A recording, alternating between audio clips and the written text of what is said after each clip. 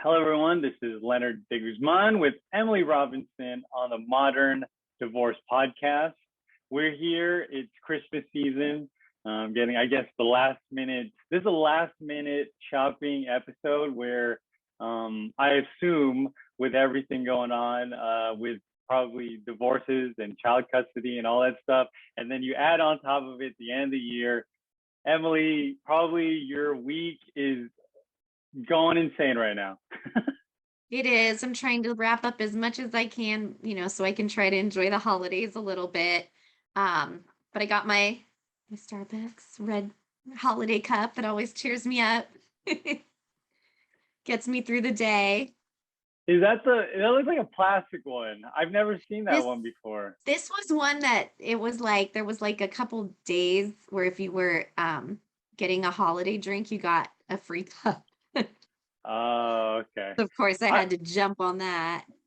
I've been cutting back. I've been giving more of those Starbucks cards the last month. So yeah, so I've been cutting back. So speaking of cutting back, there's a lot of issues here we're gonna cover. So let's get into the show where we look at how people probably trimming down, right? Because like there's a lot of things that are coming up with divorces and separations and money issues will come up. So it's a good part of the show where we go over the trends, the news of the day that's related to divorce. Here we go.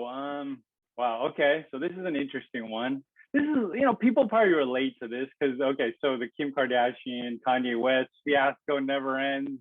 They always, I always have something they always have bait for us to kind of bite here. So we're going to go over it. So this is from insider.com. Kim Kardashian's request to legally be single could start a new trend in divorce law, a top divorce lawyer says. So here are the notes here. Kim Kardashian West asked California judges to make her legally single and restore her birth name this week. According to court documents, she says she requested the change after her ex, West, ignored her divorce filing. Kardashian West is likely asking to become legally single to expedite her divorce as they continue to figure out child custody and assets, a divorce lawyer told Insider. So let's go through a few more details here. So she's basically saying Kanye West is never moving forward to get divorced. So let's move on. Chemtop, who works with wealthy elites on their divorce agreements, told Insider if the court grants the reality star's request to become legal single, it could become a more commonly used strategy for frustrated divorcees. So let's take a step back. So what's going on? Like, so I've heard of this where maybe someone part of the divorce, like the wife or husband, or the wife and wife or husband don't want to sign the legal document that gets this process going. So how does this all play out? Yeah, there's a lot of times where people don't want to comply or sign the document they're supposed to sign. And in those cases, you have to proceed by default where you proceed without their participation. But if he's just not granting the divorce and it's been more than 6 months since he was served, then the court can bifurcate and they can grant just the divorce part where you're now legally divorced, even though you haven't resolved all the rest of your property and custody issues. So that may be what she's asking for, where you just get at least divorced and then you deal with the other issues later. A lot of times people want to do that before the end of the year for tax reasons or so they can file single or things like that. So that might be why. And Kim Kardashian just passed the baby bar. So, which is if you don't go to law school, you can take this thing called the baby bar. And it's sort of like instead of going to law school. And I believe you can work with a mentor attorney, like as an apprentice for a certain number of years. And you can then eventually take the regular bar. So I guess she's on her way to be an attorney. So is this a new thing that it's like, because this is in the news, is this a thing like is this a new thing that came up, or has this been like this baby bar thing? How long has this been out, or are Well, we this has just hearing it been now? around for a That's while. been It's around. been Okay. around for a long time. I just not a very common way to do it. Most people do the traditional route where they go to law school and then, do it that way. But it's another route. It's the old school route, where you used to like study under another lawyer as an apprentice, and you know how it always was before we had like um the the more institutionalized education system. Yeah, she saw this thing in probably a book she was studying, and she said, "Hey, I this applies to me," and I think it's gonna work. she took it 3 or 4 times, I can't remember, but it took her a few times to pass. Can you imagine being like the mentor and like she'll push back on something, and she's like, "I'm richer than you by 1000x. I do it my way." I do not think that I could handle that. Plus, she can afford to hire the Uh, best tutors and professors in the world, so all right, that's enough the Kardashian thing. We're probably gonna run into it somehow now because we're cookied. Um, but okay, so let's get into the next topic here from Slate.com. Help! My husband threatened divorce after I got mad about him being on adult dating sites. Okay, so let's. This is probably a more common thing. It's probably there's this thing where it's like with this whole metaverse thing coming, like and things being digital online, like what's cheating, what's not. So let's go over this because it's something that is a new topic here, and people it's so relatable here. Okay, so I recently found out my husband of 7 years has been on adult dating sites and OnlyFans. I found multiple purchases from these sites over a year and a half span and have no idea about it, had no idea about it. He doesn't think he cheated since he didn't physically ever meet these women. I guess only bought videos or pictures. I'm still unsure what exactly transpired. Of course, I handled it wrong and blew up on him and made some threats, which made matters worse. He's yet to apologize and is contemplating divorce, all because of the way I reacted and handled it. I am so hurt and betrayed and feel like I deserve an explanation and apology. I don't want my family broken apart, but I also feel he's weeping under the rug. Um, so I do you hear more of this stuff going on? Because you probably hear about like I hear about it all the time. I mean, what's funny is a lot of the time people don't even tell me why they're getting divorced. Like they don't even share the reasons, which I always find interesting. And if they don't seem to want to tell me, then I don't ask because I feel like that's their personal business and we're a no fault divorce state. So they don't have to tell me. Um, Usually the person who feels wronged will tell me what the other person did wrong. But if the person that calls me is the one who did the wrongdoing, they don't necessarily tell me what happened. Um, so, you know, but I see a lot of reasons for divorce, and um I actually think it's just as common for the reason to be like we grew apart and we're not happy than something like, an affair or, a gambling addiction or some other kind, a pornography addiction. I actually see just as much, we just aren't getting along. So it's interesting. There's there's a very wide variety, and you know I think with the pandemic I'm actually just seeing a lot more of we just don't get along and can't stand each other anymore than an actual, he did this, she did this kind of thing. I find it interesting because you see things like stories with like this. I think the first one of the first couples getting married on this metaverse, kind of this virtual world, getting married, right? And they with COVID, there was the attendees came and there was like little avatars, like a video game would, right? But you're the character.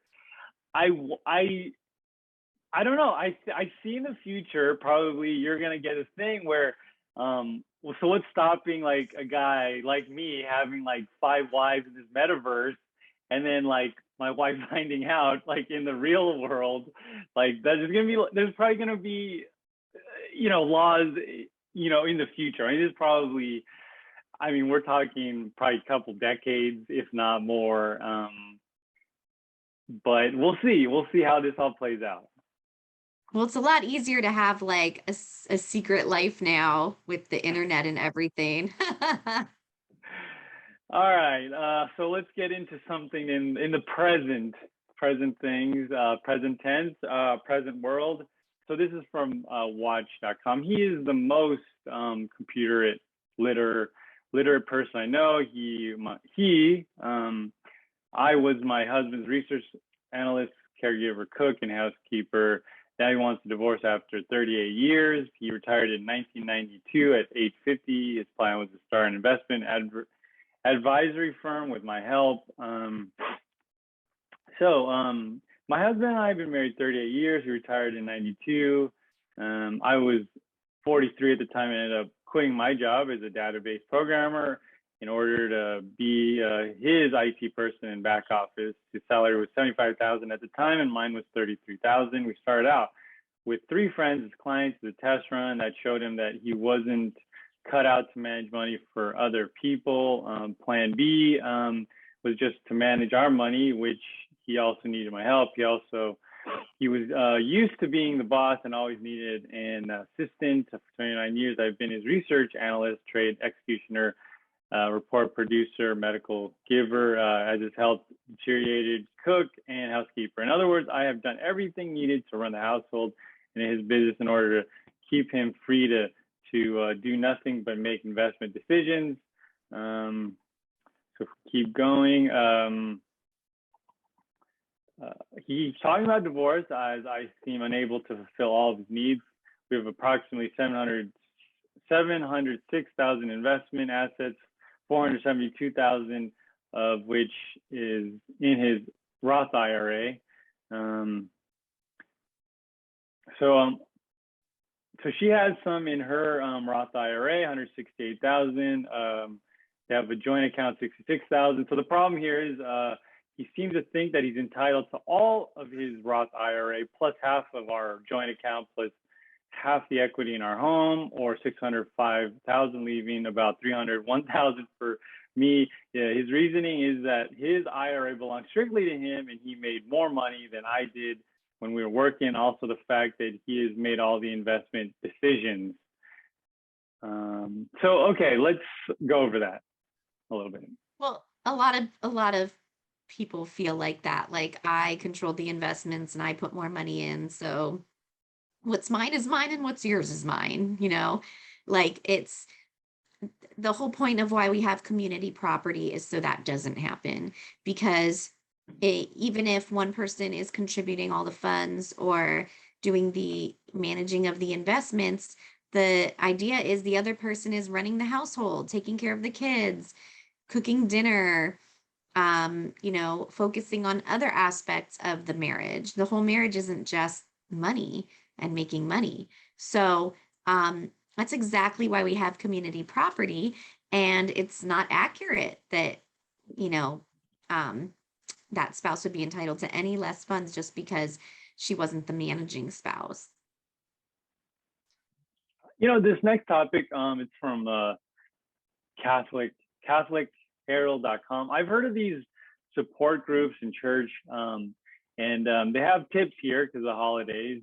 Christmas is meant to be a joyful time to celebrate Jesus, while many of the entails pleasant get-togethers with extended family, such visits can often be complicated and difficult, especially for those parents who are divorced. So they give practical tips here. Find a friend, preferably another child of divorce. You can text or call over the holidays if things get tense. Communicate boundaries in advance. For example, it may be necessary to ask mom or dad beforehand that they not speak disrespectfully of our family members during your visit. Keep in mind that it is okay to stay at home for the holidays rather than travel.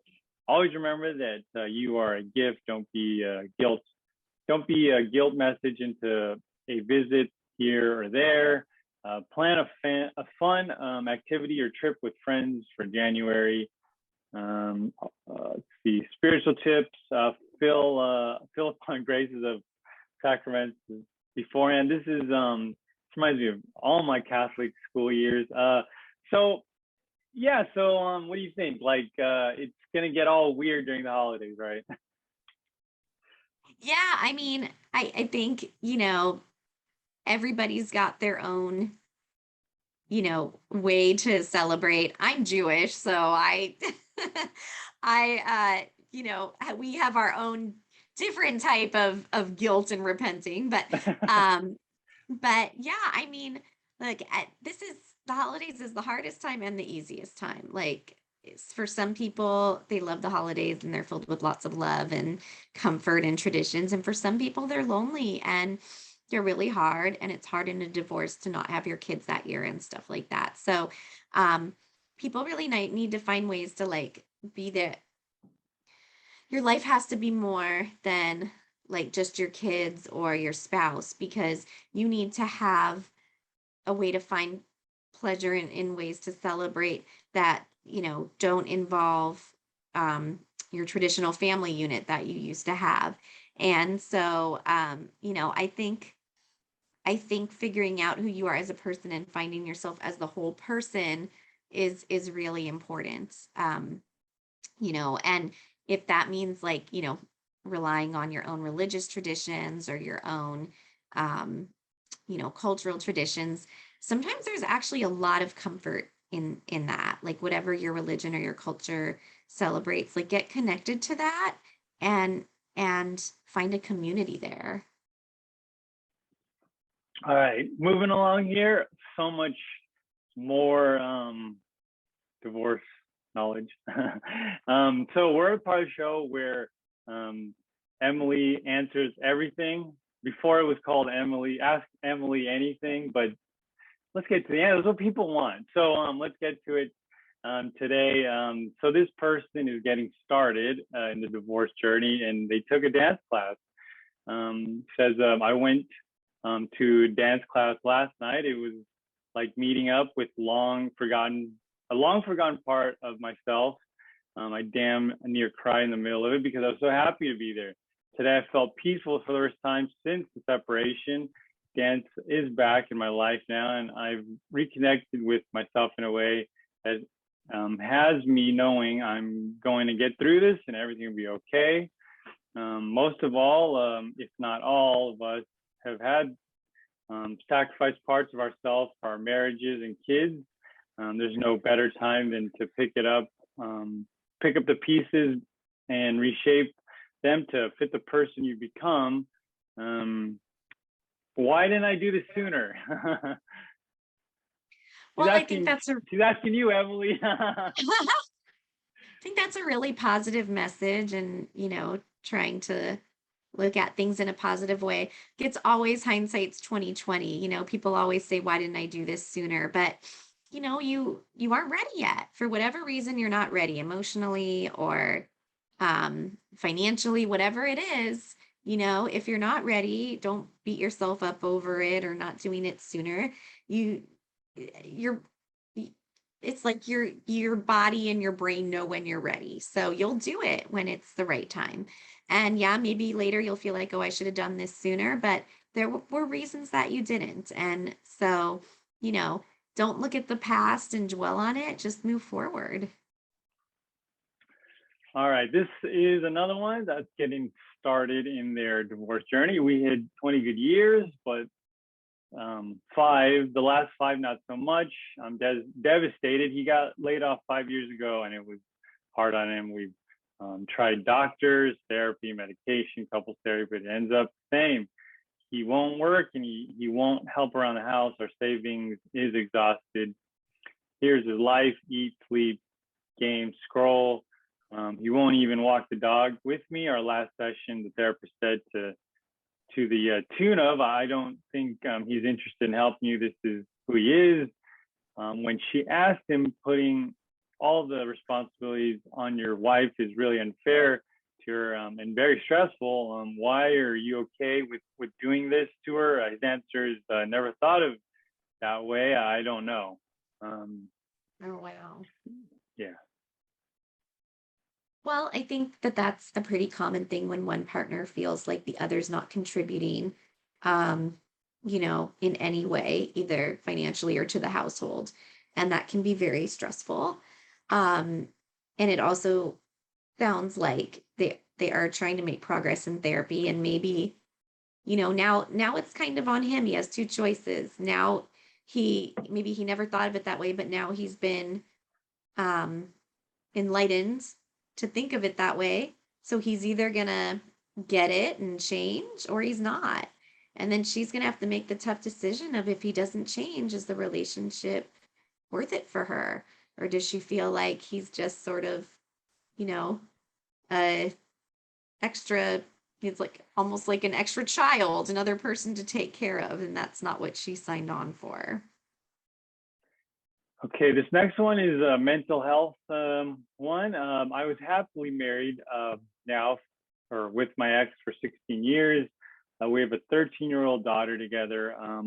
My wife had male friends the entire time and wasn't the jealous type, but the conversation would come up infrequently, and I would explain that some of the males that are her friends had never had a relationship since she's known them. Fast forward to her severe alcoholism, full-blown thing where she gets drunk so with the help of mutual friends, and leaves him sober alone with her. I don't really understand what that means. I take full custody of my daughter. They break up less than 2 weeks later because my daughter isn't around anymore, and he kicks her out of the house.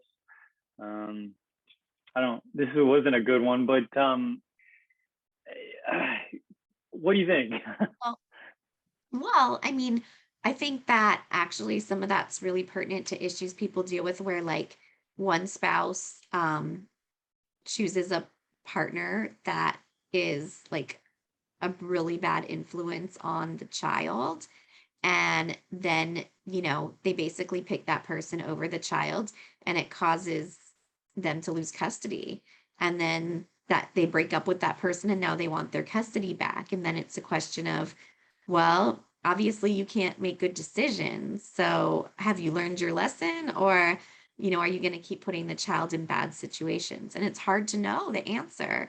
And those are some of the most difficult cases we have, because you don't want any child to not have their parents around, but you also don't want to risk putting that child in a bad situation with a parent that, puts the child in danger.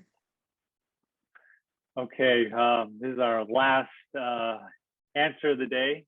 This is a dating one. I saw an opinion on Instagram from a celebrity who said that dating today was preparing our youth for divorce. The thinking goes that they encourage to date often and with multiple partners, and when things go bad, to leave, which is divorce, aka I am from a different era, so can't say I can relate, but never felt that dating contributed to my divorce, but it was more the pursuit of finding the right partner. Yes, I know I've failed, nevertheless. What's your opinion? Well, that's an interesting question. So, divorce is now becoming much less stigmatized, and also, it's a no fault divorce state. So, yes, anyone can just get divorced and not continue to work on the relationship. On the other hand, what I think, people may not realize is divorce is not easy. Yes, anyone can get it, but it's expensive. It's emotionally devastating. It's financially devastating most of the time. It takes a long time to finish. And so it's not just like, oh, this isn't working, I'm just going to go file the paper for a divorce and be done. Um, it's intense. And so while yes, anyone can get a divorce with no reason, like putting yourself through that emotional and financial stress is a lot. So I don't think most people would just go get a divorce with no reason. All right, that's all the time we have for today. I hope everyone is safe in their pursuits for last minute shopping. And Right. we'll see you next week. All right. Hey, Bye bye. happy holidays.